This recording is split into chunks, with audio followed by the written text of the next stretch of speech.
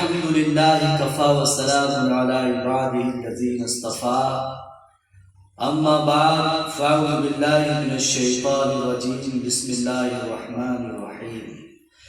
ان الله وملائكته يصلون على النبي يا ايها الذين امنوا صلوا عليه وسلموا تسليما اللہ رب محمد صلی اللہ علیہ وسلم نحن عباد محمد صلی اللہ علیہ وسلم۔ اسلام کی تعلیم، قرآن جو ہدایت کی باتیں پیش کرتا ہے، یہ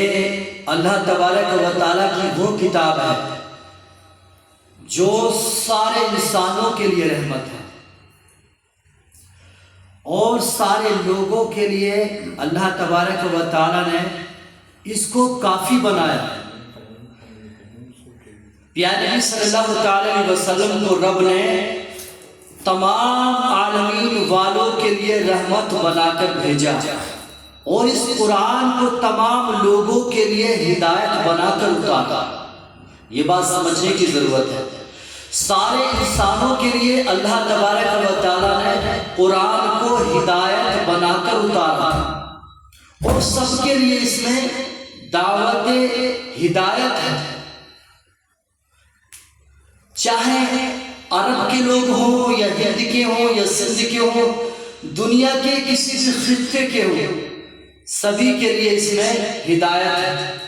اور اللہ تبارک و تعالیٰ نے جتنی بھی اپنی کتابیں دنیا میں نازل فرمائی لوگوں کی ہدایت کے لیے، سب کا ایک ہی مقصد تھا، امن اور سلامتی۔ روئے زمین پر بسنے والے سارے انسانوں کے لیے اللہ تبارک و تعالیٰ نے جو ہدایت کے لیے، امن و سلامتی کے لیے اصول رکھے، ان کو اسلام کہا جاتا ہے۔ اللہ تبارک و تعالیٰ نے اپنے بندوں کی سلامتی کے لیے جو آئین، جو قوانین بنائے، ان کو عربک میں اسلام کہا جاتا ہے۔ اللہ تبارک و تعالیٰ کی ہر کتاب میں انسان کی ہدایت اور سلامتی اور محبت اور شرافت کی باتوں کو جمع کیا گیا۔ انسان خدا کی زمین پر 2 رہیں یا 4 رہیں یا 1000 رہیں یا لاکھ رہیں، کروڑ رہیں، ارب رہیں، سب سلامتی کے ساتھ، امن کے ساتھ اس پر آباد رہیں۔ تو اللہ تبارک و تعالیٰ نے انسانوں کی تعلیم اور ہدایت کے لیے اپنے ایک مخصوص بندے کو انہی میں سے چنا جس کو نبی یا رسول کہا جاتا ہے، اور اللہ تبارک و تعالیٰ نے ان کو کتاب عطا فرمائی تاکہ انسان فتنوں سے بچے، ہدایت سیکھیں، ہدایت پر چلیں، اچھائی کے راستے کی پہچان کریں اور فتنوں کے راستے سے بچیں۔ شیطان جو ان کی راہ میں آ کر ان کو ورگلا کر ان کو طرح طرح کی مصیبتوں میں ڈالنا چاہتا ہے، اس چیز سے بچانے کے لیے اللہ تبارک و تعالیٰ نے اپنی کتاب بھی اتاری اور اپنے رسولوں کو بھی جہان کے اندر بھیجا۔ اب قرآن کی تعلیم میں سب سے اہم تعلیم اللہ تبارک و تعالیٰ اپنی مقدس کتاب میں فرماتا ہے، پہلے اے لوگوں تم یہ جانو کہ اللہ تبارک و تعالیٰ نے تمہیں ایک مرد حضرت آدم علیہ السلام اور ایک عورت حضرت حوا علیہ السلام، یعنی ایک جوڑے سے تمہیں پیدا کیا۔ قرآن اس بات کی شہادت دیتا ہے سب سے پہلے انسانوں کا آغاز ایک جوڑے سے ہوا۔ پہلے انسان کا نام حضرت آدم علیہ السلام اور ماں کا نام حضرت حوا علیہ السلام۔ تو اللہ تبارک و تعالیٰ نے سارے انسانوں کو ایک جوڑے سے پیدا فرمایا ہے۔ ہم ایک ماں اور ایک باپ کی اولاد ہیں، چاہے دنیا کے کسی بھی گوشے میں آباد ہیں، جتنے بھی انسان ہیں ایک ماں اور ایک باپ ہی کی اولاد ہیں۔ تو ہمیں ایک دوسرے کی عزت اور احترام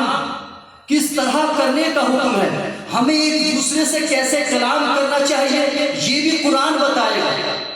اللہ تبارک و تعالیٰ نے اس کی تعلیم فرمائی، ہمیں ایک دوسرے کو کیا سمجھنا ہے، کس انداز میں اس سے باتیں کرنا ہے، کس انداز میں اس کی عزت کی حفاظت کرنا ہے، اس کے جو ہے اس کا مال،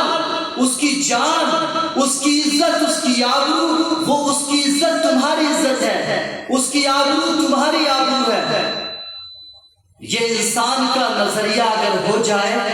یہ نظریہ تبھی ہوگا جب وہ تعلیم قرآن کی طرف آئے گا۔ اللہ تبارک و تعالی نے فرمایا تم ایک ماں اور ایک باپ کی اولاد ہو، وَجَعَلْنَاكُمْ شُعُوبًا وَقَبَائِلَ لِتَعْارَفُوا، اور تمہیں شاخوں میں، قبیلوں میں، خاندانوں میں، علاقوں میں، دیشوں میں تمہاری بڑھتی آبادی کے ساتھ جو تمہیں نام دیے گئے ہیں، یہ نام اس لیے پیش کیے گئے ہیں تاکہ تمہیں ایک دوسرے سے پہچان کرنے میں آسانی ہو، تاکہ تمہیں ایک دوسرے کو تلاش کرنے میں کوئی مشکل نہ ہو۔ لیکن اگر تمہارا کوئی نام، تمہاری آبادی، تمہاری شرافت اگر جہان میں زیادہ ہے، تم مالی اعتبار سے بہترین ہو، تم کسی بھی اعتبار سے بہترین ہو، اگر تم شان اور عظمت کے اعتبار سے زیادہ ہو، تو میرے بھائی یاد رکھو، تم صرف اور صرف بہومت یا حکومت ہونے کی وجہ سے، یا بڑی تعداد میں ہونے کی وجہ سے، یا اچھے خاندان کے ہونے کی وجہ سے تم اللہ کی بارگاہ میں اچھے نہیں ہو سکتے، کیونکہ قرآن تعلیم دے رہا اِنَّ أَكْرَمَكُمْ عِندَ اللَّهِ يَتْقَاكُمْ، بے شک رب کے یہاں تو تم میں بہترین وہ ہے جو اچھے کام کرتا ہے، یعنی جو تم میں پرہیزگار ہے، برائیوں سے بچنے والا ہے، برے کاموں سے پرہیز کرتا ہے، اچھے کام کرے گا، سمجھ لو وہ اللہ کی بارگاہ میں بہترین ہے۔ اور جو انسان برے اعمال کرے، ایمان والا ہو کر برے کام کرے گا، تو میرے عزیز اللہ تبارک و تعالیٰ کی بارگاہ میں اس کا کوئی مقام نہیں، کوئی درجہ نہیں۔ اللہ تبارک و تعالیٰ نے فرمایا اللہ کی بارگاہ میں بہترین وہ ہے جس کے کارنامے اچھے ہیں، جو اللہ تبارک و تعالیٰ کے فرمان کا احترام کرتا ہے، اس کے فرمان پہ عمل کرتا ہے، تو اللہ تبارک و تعالیٰ ان کو عزت عطا فرمائے گا، ان کو شان عطا فرمائے گا۔ اس روئے زمین پر جو چند روزہ انسانی زندگی ہے، اللہ تبارک و تعالیٰ نے چند سالوں کے لیے، یہ جب تک اللہ چاہتا ہے، جو رب نے اپنے بندے کو سانسیں عطا فرمائی ہیں، ان سانسوں کو گزار رہا ہے، لیکن ان سانسوں کو، اس زندگی کو نعمت سمجھ کر انسان اللہ تبارک و تعالیٰ کی رضا کے لیے، اس کی خوشی کے لیے اچھے طریقے سے استعمال کرے، تو اللہ تبارک و تعالیٰ دنیا و آخرت میں اس کا شاندار انعام عطا فرمائے گا۔ تو روئے زمین پر ہم جہاں بھی آباد ہیں، ہم اس مریادہ کا خیال کریں، جس سے بھی کلام کریں، جہاں بھی جائیں، اگر کوئی انسان ملتا ہے ادب اور احترام کے ساتھ بات کریں، اخلاق کا دامن نہ چھوڑیں۔ اگر ہمارے خلاف کوئی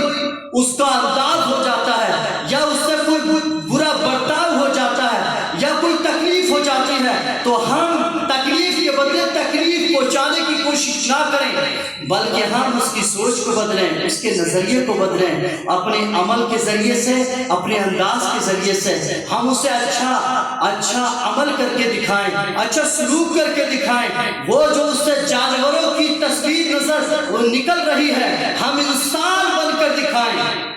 ہم بہتر عمل کر کے دکھائیں، کیونکہ ہمارے عمل ہی کے ذریعے سے پورے جہان میں انقلاب آ سکتا ہے۔ دنیا ظلم و تشدد اگر کر رہی ہو، تو میرے عزیز سب سے بہترین طریقہ یہ ہے ہم ان کو ہدایت کی تعلیم دیں، اور لوگوں کو اچھے اخلاق کے ذریعے سے اپنا مانوس بنائیں، ان کو اپنی طرف مائل کریں۔ یہ ہماری ذمہ داری بنتی ہے، یہ ہمارا اخلاقی فریضہ بنتا ہے، کیونکہ ہم انسان ہیں اور ایک خالق اور مالک کے بندے ہیں۔ ہمارا پہلا فرض بنتا ہے ہم اللہ کی بندگی کریں۔ ان اللہ ربی و ربکم فاعبدوہ۔ انبیاء کرام نے، سارے رسولوں نے، سارے نبیوں نے، سارے اسلاف نے ہمیں ایک ہی تعلیم دی کہ بے شک تمہارا رب اور ہمارا رب ایک ہے، ہماری تعلیم یہ ہے جو ہمیں رب کا حکم ہے فاعبدوہ، اسی کی بندگی کرو، ھذا صراط مستقیم، یہی تو صراط مستقیم ہے، اللہ کی بندگی کرنا یہی صراط مستقیم ہے۔ کسی جماعت، کسی گروہ، کسی دیش یا کسی برادری کا نام صراط مستقیم نہیں، بلکہ اللہ تبارک و تعالیٰ نے اپنی مشیت سے جو راستہ دارالسلام کی طرف رکھا ہوا ہے، اس راستے کی شناخت اللہ تبارک و تعالیٰ نے کرائی، اپنی مرضی کے راستے کو اللہ تبارک و تعالیٰ نے صراط مستقیم کا نام دیا۔ لوگوں کی، قوموں کی مرضیاں، لوگوں کی مرضیاں،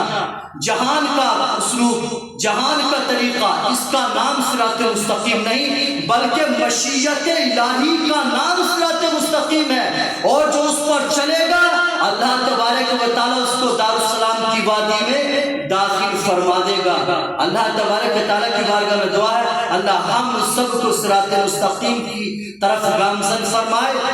اور ہم سب کی نیکیاں اپنی بارگاہ میں قبول فرمائے، ہمارے درمیان میں بھائی چارے کو قائم دائم فرمائے۔